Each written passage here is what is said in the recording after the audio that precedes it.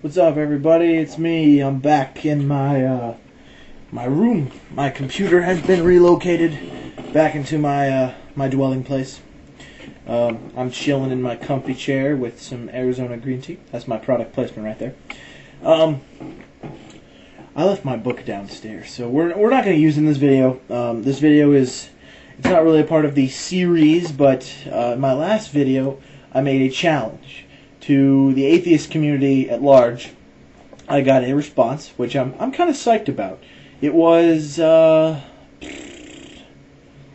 roughly about a week later, maybe a little less than. But I posed a few questions, and Sauko31, I want to say that's how you pronounce your name. I hope that's how you pronounce your name. But yeah, you answered, if you're watching this, you answered some of my questions. So, alright, I will do my best to talk about what you said. Let me check my time. Okay, I'm good. Okay, let's kick this pig. I asked, first question was, I wanted to know places on the Earth where the geologic column is complete. I had personally heard of none. Apparently there are two, which I find very interesting. I could not find any pictures, which kind of saddened me a little bit, because most of the sites I go to when someone tells me, go here, they have pictures, which I print out, and I take those with me wherever I go, all the time. Just kidding. But when I debate, I use my pictures because they help me better explain what I'm doing and give evidence. You can't just say, well, it's right here. Well, can you have any evidence? So I will give you those, though. I will say that they're by reputable sources, so I'll give them to you. That's great. I find that I consider that a step up for the evolutionists. Congratulations, you guys are not totally full of it. I'm sorry if I seem a bit elitist, but I love messing with you guys. It's been a long time of evolutionists kind of dogging on me because I'm a creationist, and I find it kind of fun to dog back. We're all friends here.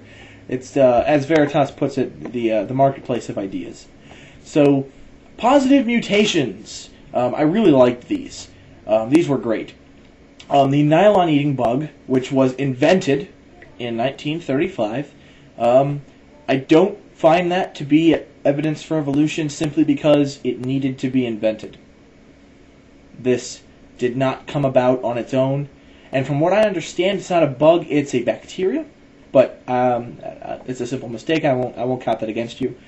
But yeah, it eats nylon when it used to eat sugar. Apparently, there is a vast difference between nylon and sugar, so I will give that is a pretty significant something. But what you did not do with that mutation is you did not produce a new species or a new type of anything. You just it has a different diet now. And it had to be done in a laboratory.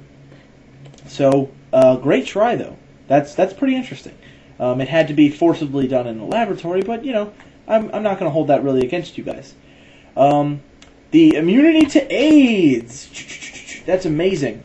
A small percentage of population in Northern Europe are immune to AIDS. That's true. There's actually also a small population in Africa of prostitutes who are immune to AIDS. And from what I understand, it's because it's been passed down more or less in your family so significantly that the ports on the cell that the AIDS virus attacks actually don't exist anymore.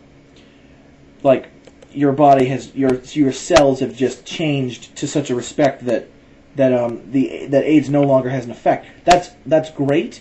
Again, that is a loss more than a gain. Yes, you're immune to AIDS, but because the thing that AIDS attacks is no longer there. So it's not really much of a positive mutation. It's a positive in the sense you're immune to AIDS, but in respect to what it does, it's a negative. You're losing something. Getting something from losing stuff. So, hold on one second. Okay, sorry about that. I had to go. Anyway, where was I? Yes.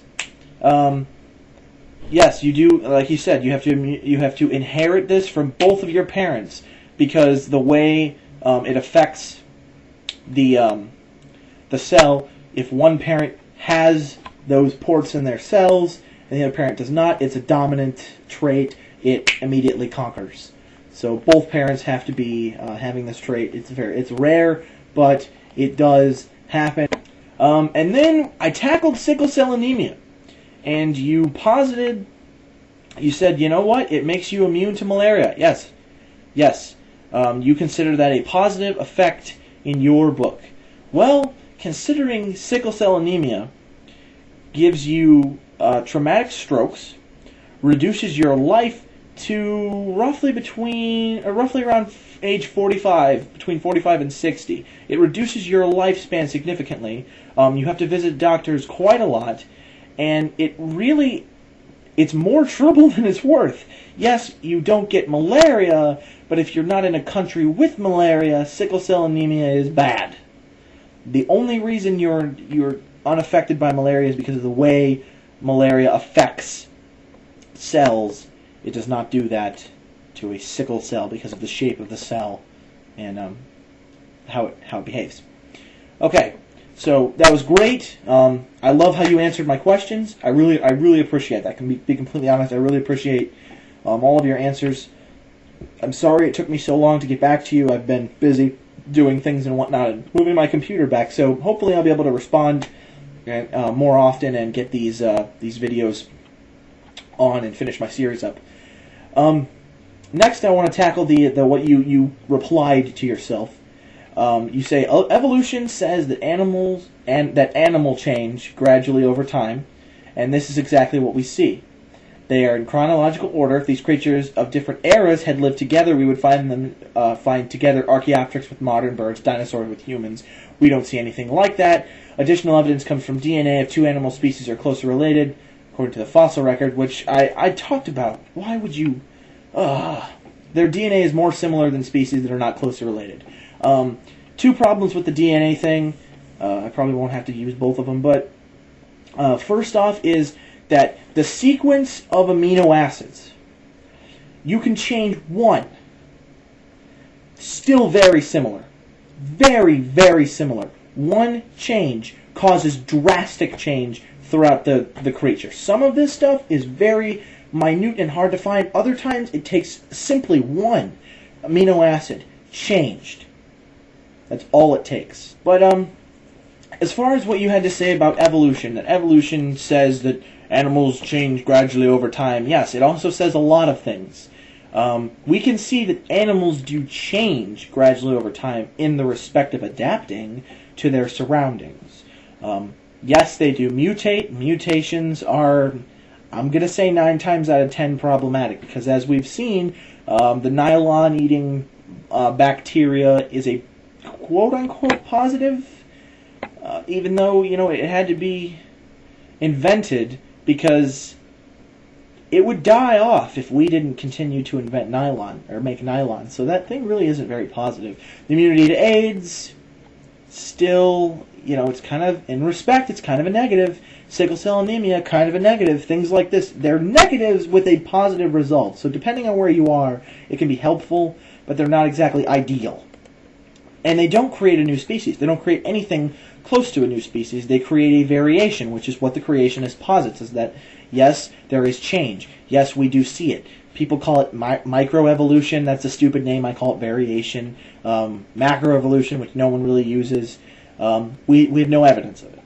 So what I'm going to say is thank you so much for answering my questions, and thank you for giving it an honest effort. I really appreciate it. If you watch my videos, dude, I really would appreciate actually you answering some of my other questions, because you seem like a really smart guy. I don't want all the evolutionists to look bad because one guy, creationists are dumb and evolution is true and evolution. I don't want that. I want somebody to say, this is what the evidence we have, this is what this does, this is what this means, and here's what I've got. And you look like you're really smart, and you could do that. So if you watch my videos, please feel free to comment, and I will answer your questions and look over your answers as best I can. Thank you guys so much for watching, and I hope you have a great night. Peace out, and God bless.